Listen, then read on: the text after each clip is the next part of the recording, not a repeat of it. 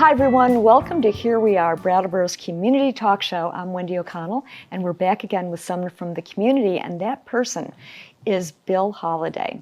Bill was born and raised here in Brattleboro. He went to Windham College, and he taught school in a very innovative way in Brattleboro for 48 years. He's the author also of 2 books. I'm going to let Bill's words to be his introduction to here today. Bill doesn't know this. So He sure doesn't. He sure doesn't. So this is a quote from Bill. I have pursued the art of integrated education. I have not used a textbook since 1973. If I were given a utopian opportunity, class would never be in a classroom. It would be out there on the road, in a bus, a van, something to take us to wherever history happened. Welcome, Bill. Good intro for you, huh? Well, like you said, I wrote it. But that's true. Obviously, you don't have the kind of budget where you can pack up kids every day and take them someplace or another. But kids learn by experiencing things. Mm-hmm. I think that you kind of blew kids' minds in many ways. And I know my daughter was one of those students. And she used to talk about Western Civ. I never heard her talk about history classes before. I don't even remember what she took. But she would talk about Western Civ. And I know that there actually was another quote that from a student. He fosters every student's voice and is always thinking of creative ways to showcase student work and to show them their thoughts and passions are relevant and powerful. This includes sending articles that we've written into local or non-local newspapers, broadcasting work on the radio, and inviting students to present at conferences. So it goes, Guilty as charged. Well, you know, this is your legacy. It was your reputation, and it was unusual for that time. And even now. It still is. It's easy for an educator to fall into the trap of being handed a canned curriculum. Mm-hmm. And that's what happened to me in 1972. I arrived at my first job, and the principal said, well, this is what you're going to be teaching, and here are the materials you have, and laid 3 textbooks in front of me. I opened up the first one, which was the social studies textbook for 7th grade, and it had a chapter on England for an industrial revolution. So we're using the country of England as an example. And the first sentence, the first paragraph in that book said, "To know London is to know England." I said, what? So a lot of stuff went out the window. Yeah. Well, the curriculum didn't go out the window, but the way of exposing students to it did. Right. And I think, I think it's a real testament that you were able to do just what you said. You had to follow a certain course of study to give to the kids, but you found ways to make it creative for them and to help them to be creative about it as well, and thereby igniting their imaginations. I tried to create student investment. Mm-hmm. If somebody is making a choice of how they're going to learn something, there's much more likelihood of that student having success than me shoving something down their throat that they don't like. Yeah. And I think... And not everybody can read real well, but they can do other things. They can express themselves artistically. Mm-hmm. So I tried to tap into whatever the abilities were of students. Yeah, and I do think that's probably improved a bit over the years, don't you? I hope so. I hope so. And I've seen both sides of the coin. Yeah. Up until 5 years ago. When you retired. Right. So you've been retired 5 years. 5 years in about a month. Uh-huh. And how's that going for you? It's going well. I'm keeping busy and I'm doing things that I like to do. Mm-hmm. Thus the 2 books, one on the Kennedy assassination, which has been an interest of mine since the day it happened. You and I were 13 years old that day. Yep. And we probably watched the same television coverage. We did. When you talk about your philosophy of education, you refer to the British approach. So you must have gone over to England and did a little investigating. I did. Interesting thing, my first year teaching, I lived with Jim Pickles Bedard. He was a year ahead of me in education, and he said, Bill, if you want to make any money, not that money is tremendous in education, nor is it terrible, I might add. The benefits are very good, so I'm not railing on those kinds of things, but he said, you need to get a master's degree. Keene State College was where Pickles was going, and I wasn't interested necessarily in a credential. I wanted to get that degree, and he said, come with me. He was finishing up, and let's see what happens over there. So I went, registered for some courses. One of the courses came from a visiting professor from St. John's University in York, England, George Kramer. And he's the guy who imparted the philosophy of you need to center learning around the people that are learning. When people used to ask me, what are you teaching? I would say flippantly, I'm not teaching. I'm putting people in position to learn. Yeah, yeah. And it may sound ridiculous, but to me, that's a big difference there. Yeah, very much so. So I was trying to convert what I learned from the British primary system of education in the 1970s to middle school where I was, and then ultimately to high school. People would say when I got to the high school, how are the middle school kids? They're terrible. I said, they're human beings. Right, right. At a different stage of life. They're not terrible. Yeah. They have a sense of humor. Yeah. They are sad. They're happy. People are people, I would say. When I was coaching basketball at the high school, people would ask me, what's it like to coach girls? And I would say, well, you know what? I don't look at them as girls. I said, they're human beings. They're basketball players, and a screen and roll, basketball terminology, I don't know where you are. Don't know. A screen and roll is the same no matter which sex is doing it. A back cut is the same, giving help on defense. It's basketball. So I completely tried to disassociate myself with this sexist attitude. Right. You have a lot of curiosity, and I think that's one thing that you really impart to your students.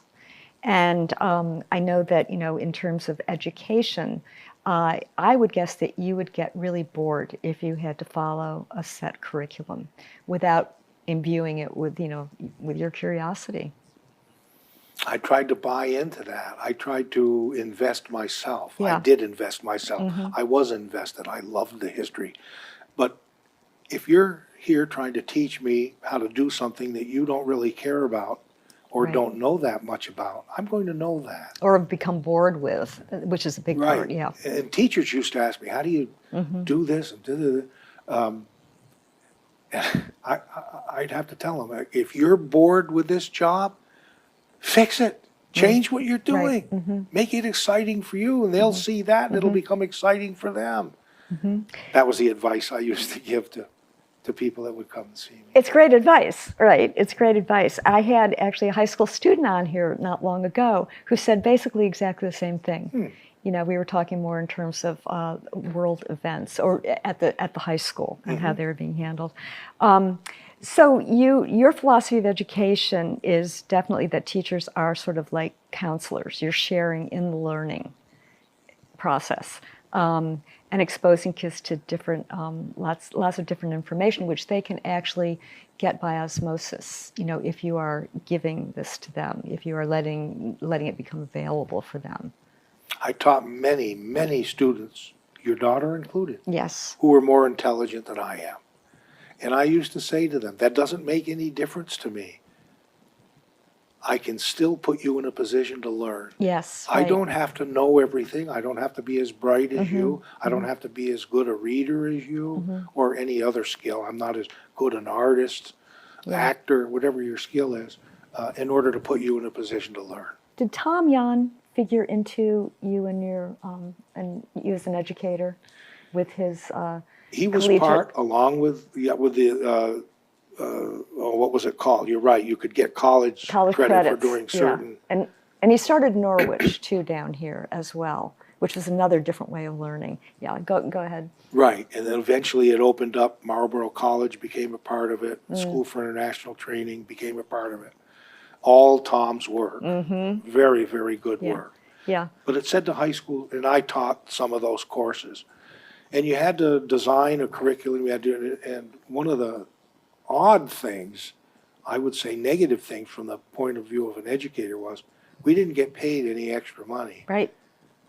So it wasn't very expensive for anybody to get college credit. I see. I'm a little sore about that, I would say. Well, it's on the air now. I mean, And you're retired. you had to do more work. Yeah. And and you didn't get paid for it. So.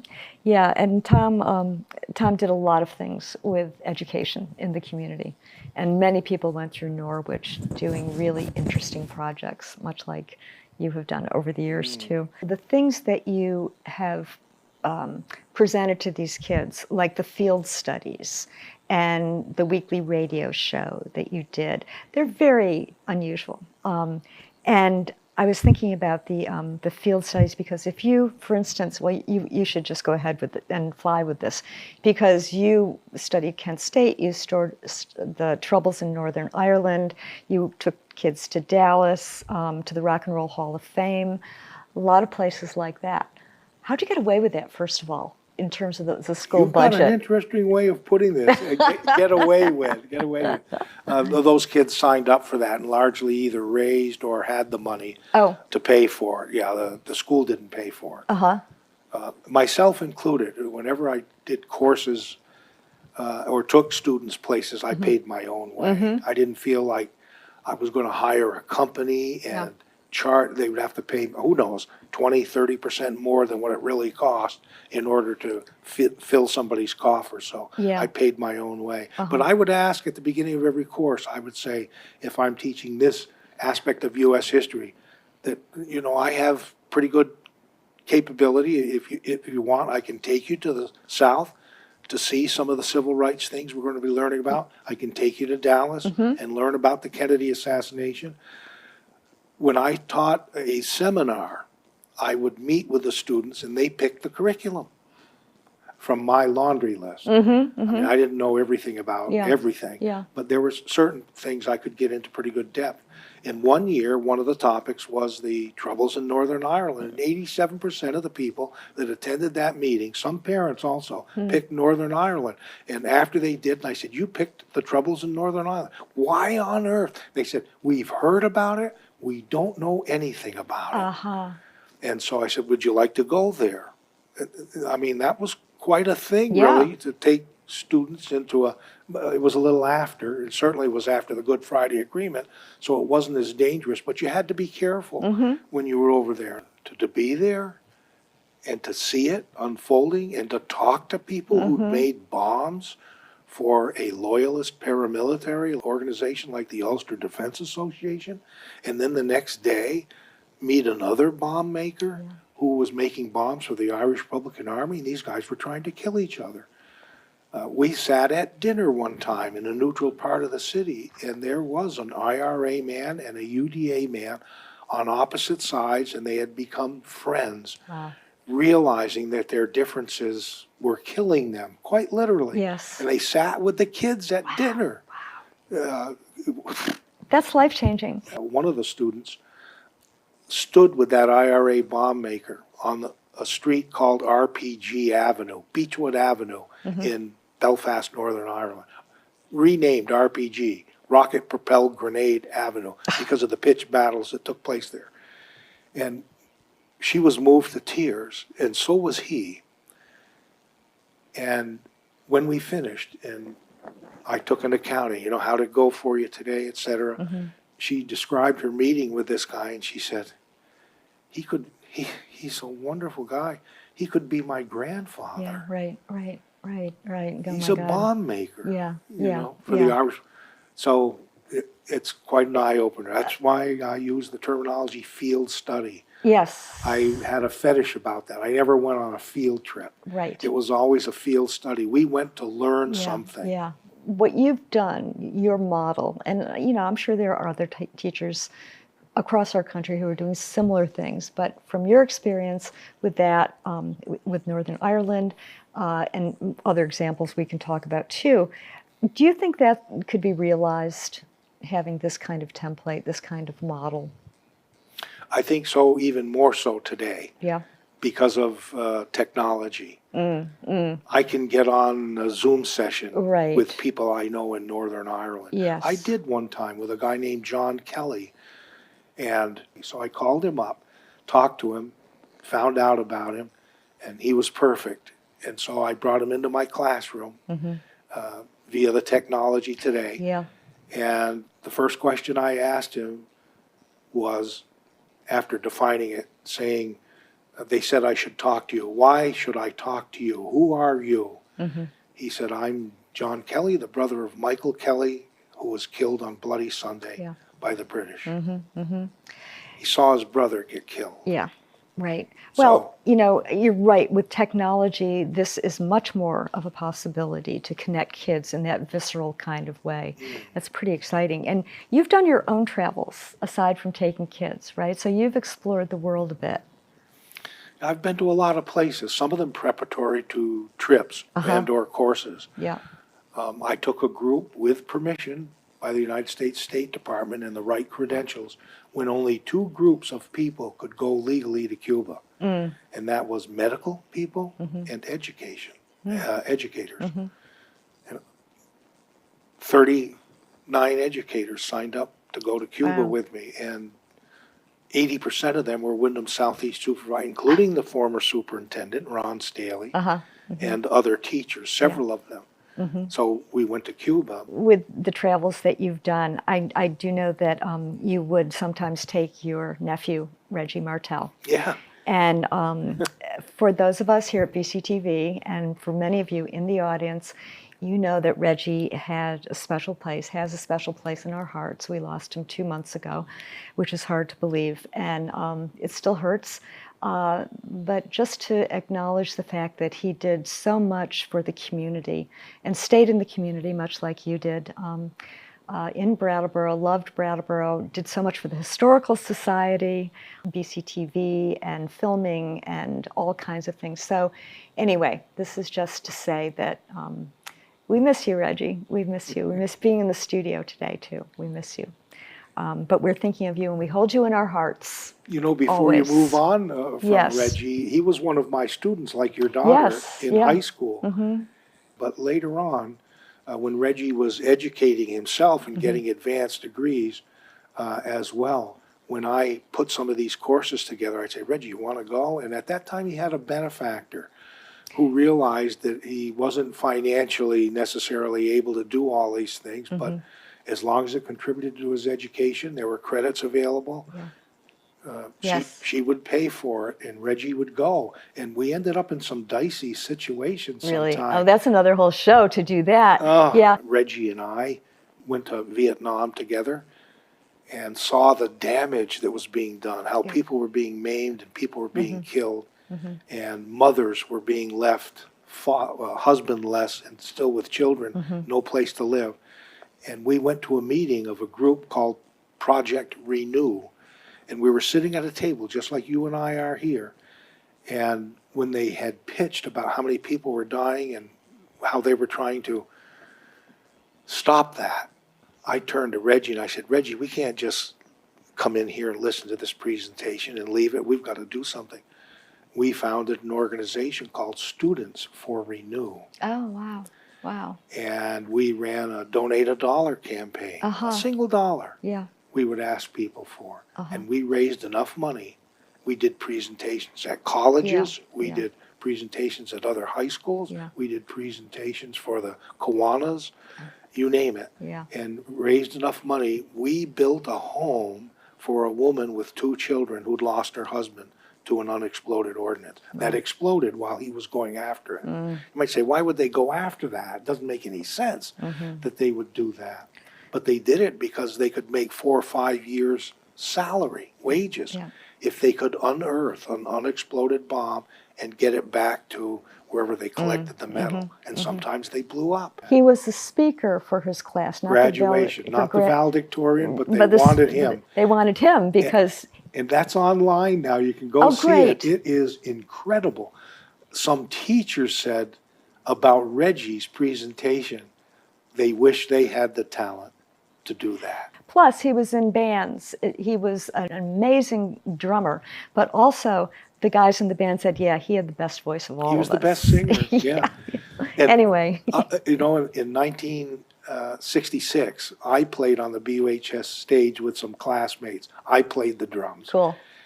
In the back, and it was the 50th anniversary in 2016. There was a quasi-variety show at the high school, and I said, I think I'll try to put together a band.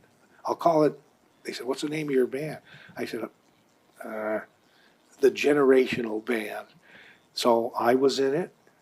Reggie was in it as the lead singer. Oh, wow. Ty Gibbons was in it. He would play bass. Mark Lamorter was the lead guitarist. His daughter, in high school at the time, Audrey, was the keyboardist. Yeah. And I asked my wife if she would sing. She's a very good singer and has sung over the years in a number of choirs. Yeah. And she, I can't do it. We met in my classroom for an hour and put together 2 songs through the talents of Reggie and Ty. And Reggie listened to Lyle sing, my wife, and he said, let her be the lead singer. And when he said it, she agreed to give it a shot. Wow. And he said, I'll back you up. I'm back here on my kit, and I'll back you up. But we went through the first song, and she was like a mannequin. She was singing fine, but I said, geez, you're going in front of an audience. You can't be what the song's about, a bubble-headed bleach blonde up there, just standing there like a blob. Right. She killed it. That's so great. She killed it. And Reggie, you can see him in the back. He's the backup vocal. Is that on film somewhere? It is. Oh, cool. Yeah, That's great. Great. And she went on to be the superintendent of schools, too, by the way. If you could talk to us a little bit about Putney Folk, which is another little project you had going on at one point. Well, I went to Wyndham College, and they had concerts. You would not believe some of the artists that they had play there. Frank Zappa, Bonnie Raitt, I mentioned to you, Earl Scruggs, Doc Watson. It was a very diverse group of musicians who played there. And my wife Lyle and I attended the opening of the weekly series in Putney put on by Next Stage. And the Stockwell brothers were the featured artists. And I've played with the Stockwell brothers. What do you play? Drums also, various and sundry places. And so I said, let's go see the Stowbro, we've always called them. And during that, Barry Stockwell, who's kind of the lead, is the lead vocals, but he runs the show. He keeps it running, yeah. And he said, this song is for Putney Folk. And I said, what is Putney Folk? I had no idea. So I did some research and ultimately wrote 3 articles for the Brattleboro Reformer a little bit less than a year ago through the summer. And I ended up in touch with David Gray, who lives in California, and won a Grammy for his part in the development of what we all know as Dolby Surround Sound. Wow. But Billy Shaw in his studio. Most people don't know that Sound Design Studios on Main Street, building's still there, studio's still there, down in the basement, recorded Ken Burns' Civil War score. I don't know if you knew that. Yeah, I knew that some of it was done there, yes. And did Simone Chalfoun, was he part of that? Yes. Way back, yes. Right? I think they were dual investors. Yeah. Don't quote me on that. I'm not going to quote you or me on that. Yeah, but it is in the article. I've just forgotten exactly the relationship between him and Billy Shaw. It was 80s, I think, when that happened. Going way back, you went to St. Michael's School. Elementary. K through 6. And then it sounded like you kind of got drafted to go to BUHS. Is that true? I didn't know that until years later. But my father ultimately confided in me that Andy Natowich, the legendary teacher coach in Brattleboro, came to my house. I wasn't there, and told my father that I was going to public school. Because I was a respectable athlete and ended up having a decent athletic career at BUHS. I have a feeling you were probably an outstanding athlete for him to come to your house and twist your father's arm. I don't know if I'll take that, but thank you. It's kind of you to say. I assume it was basketball and baseball, right? And football. And football. Oh, you were a triple threat. I was a triple year-round threat. Yeah. And to my teammates, maybe nobody else, but you talk about you and Reggie going to Vietnam. Where were you in the Vietnam years? I graduated high school 1968. Yep. And I could have signed up immediately and gone into the military, but I'd been put through by my guidance counselor, very respected Robert Rounds, getting me ready so I could go to college. So that's what BUHS had done for me. And I said, I'm going to apply to college. Some colleges were interested in me as a football player, some as a basketball player, none as a baseball player. But I didn't feel I was the kind of athlete that could have played at Duke University, for example, I received a letter from. Or the United States Military Academy wanted me to go there and play football. Williams College wanted me. I said, you know what, I'm not fast enough, I'm not big enough. So I went to a college where I knew I could play, and that was Wyndham College. And that was Wyndham. And you were there for 4 years. Those were heady years at They Wyndham. were, and while I was there, the draft lottery came about. Yes, it sure did. And this very personal sharing here I'm doing with you, but we had we, people my age, had an opportunity to give up my student deferment. I was 2S. And that was good as long as I kept my grades up and proved that I was a full-time student for 4 years. You could give that up and take your shot with the lottery, or you could keep it until the end. And this seemed to be a never-ending war. So, but I said, it's still going to be going on in 1972. It went on until April 30th, 1975. Right. I gave up my deferment, and my number in the draft was 251. Not bad. They didn't get to that number in the first year of the draft lottery. And that meant I was on the back burner and in all probability would never be drafted. And I never was drafted. Boy, that was a big risk to take. It was. Very big risk. Crazy. Yeah. I mean, you look back on it now. I don't know if I advised myself if I'd have done that. Bill, is there anything you'd like to add? Any story that you'd like to tell? Anything you'd like to give to the folks out there?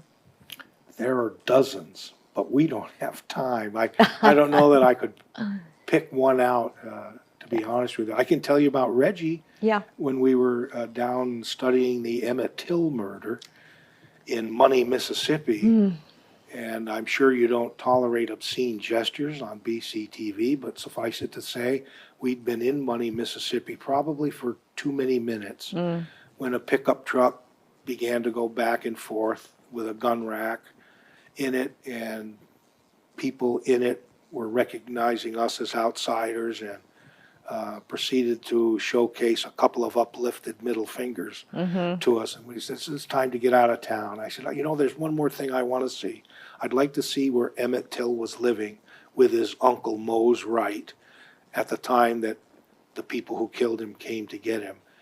And everybody was for it until we got over there. And it was eerie. There was a cotton patch that wasn't being worked. Nobody around, seemingly, a wooded area. And we were in individual cars, and we had a few cars. And I saw a man, a black man, standing in front of a very modest home. And I said, you know, I'd like to talk with this guy. And the other cars bugged out. They said, we don't want anything to do with this. We'll meet you at such and such. And they took off. And Reggie says, I'm with you. And he grabbed the camera. Wow. And I interviewed this fellow. And the first thing I said to him, is it okay for us to talk with you here next to a cotton field in Money, Mississippi? He said, yeah, no, it's okay. It's okay. I said, you know, we're going to be leaving here in 25 minutes, and you're still going to be here. People might want to know, were you telling those white people? He said, no, it's okay. So I interviewed him. Reggie held the camera. That one's online also. And he told us, and this was my main teaching point from 2004 onward with the Civil Rights Movement. He said, nothing's changed. It's the same here now as it was 50 years ago. If he looked cross-eyed at a white woman or said something to a white woman, oh, yeah, something bad could happen to him. Nothing ever did happen to him. And he was a friend with Mose Wright, the uncle of Emmett Till. Yeah, but still, right? Reggie was always game for those kinds of things. Yeah, edgy, the edgy things. Well, Bill, this is so great. Where can people see the various things that you mentioned? The filming that was done. I and Reggie have YouTube channels. Reggie's passed, but it's not gone away. Okay. But several of those things can be found on So if people did a YouTube search with your Bill name, Holiday, it'll immediately ask you, do you mean Billie Holiday? No. oh, that's too bad. Yeah, I wish I could sing.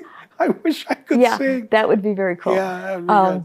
Well, that's good to know. So YouTube Bill Holiday or Reggie Martell. Is it Reggie? Yeah, it's Reggie. Reggie Reggie Martell. Martell or Bill Holiday. Yeah. We also did a podcast series. Yes, yes. And that's out there. It's called Beyond the Classroom, which Okay. is the title of the first book. Yes, yeah, I wanted to mention that again. Both. I'm not trying to sell a book here. The last thing I want to turn this into is I'm trying to sell you a book, but my Kennedy But they're book really interesting. That's is, the thing. is hardcover, soft cover. It's an e-book and it's an audio book. My wife read it.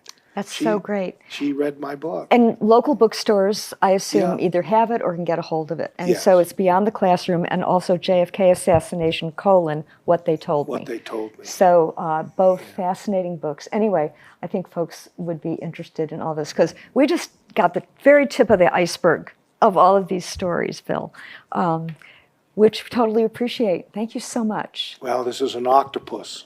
Here, Yeah, you know, yeah. we went down Yeah, a little way. Yeah, yeah. That's the way it is. yeah. It's the way I've it always enjoyed is. it. It's been fun. Good. That's great. You could Thank have your you. own Look show. right into the camp. No, I don't want my own show.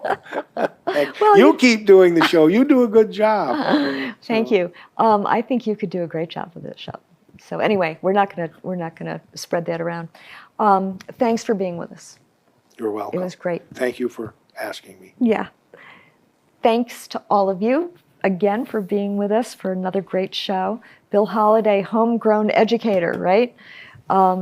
He's been in Brattleboro all these years and still is doing things that are exciting and going by his curiosity of the world and the people who people this world. Thanks. We'll see you next time.